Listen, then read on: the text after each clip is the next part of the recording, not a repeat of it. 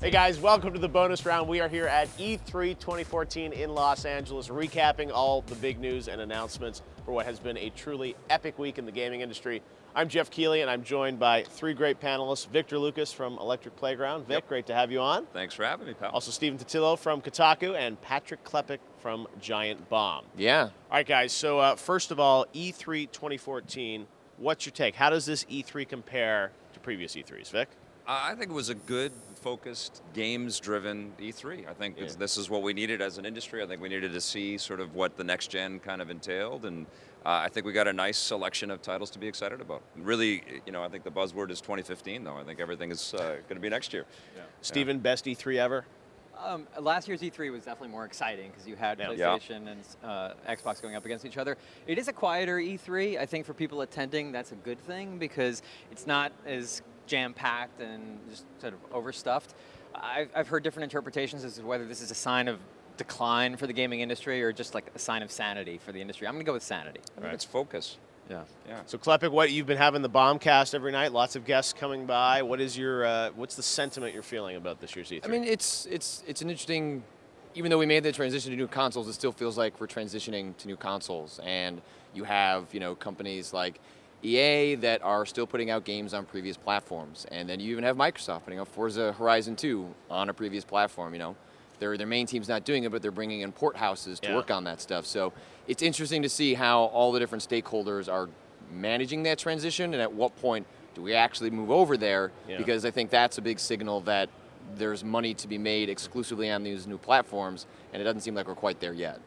All right, so let's get into the big three, what they did here at E3, looking at the press briefings, starting with Microsoft. Xbox One, obviously back at the scene of the crime, where last year they had a lot of trouble at E3. Wow. This year they came back with what I've been saying was a solid but safe press conference with a lot of great content. I saw online, people that usually do those abridged videos, they've been saying there's not enough content to work with. This press conference didn't give me enough humor.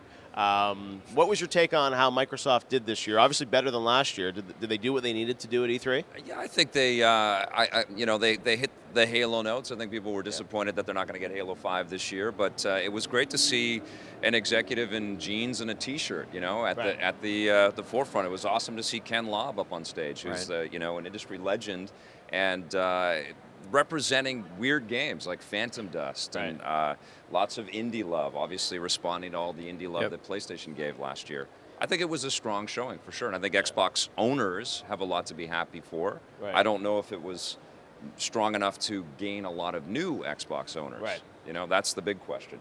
I think Microsoft's talking point is that 2014, they actually have games for this year. Right. And that Sony and Nintendo don't really have as many games. And it is true. They have a list of more games, whether it's Sunset Overdrive or Fantasia or, the list, Forza, the list isn't super long, but there is more there because there's so little on the others, and that's cool.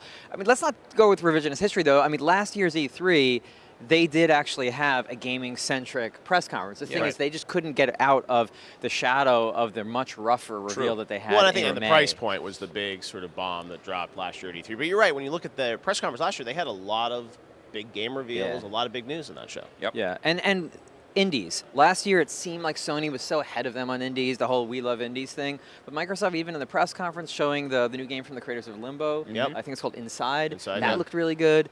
And then when you go into their booth, they have a ton of cool-looking indies. A lot of playable stuff from Microsoft. There's a lot of games from them. So I think if you have an Xbox One, you have a ton to play, and that's what you want. So that's great. Yeah, and it's curious to see how that stuff plays out in the future. Sony still has the mind share with indies, though. Like, Microsoft has made a lot of progress. You talk to independent developers, they're like, oh, Chris Charlotte's great, but. And then there's always, there's launch parity. There are other things that Microsoft still hasn't really addressed. And, you can throw all the money around in the world, but that's not going to solve sort of the general culture of independent gaming if they don't necessarily trust the company that they're working with. I think they made a lot of progress, but, this felt like a very safe, hey, we didn't screw it up, here's some cool stuff coming. But, on the flip side, Sony, slipped a little into talking about powers and things like that that I think showed a little bit of the old Sony in a year where they were certainly ahead. But, Microsoft wanted to build momentum. They gained some ground, I think, with fans. But, as we know, Sony right now pulling ahead in terms of console sales. Did Microsoft do anything here that you think is going to sort of change the conversation or gives them an opportunity this holiday season to pull ahead? I'll tell you what will happen, especially in the indie space. I don't know if you guys follow Brian Provinciano, the guy that created Retro City Rampage. Yeah. He put the game on everything, basically one person doing all of that stuff.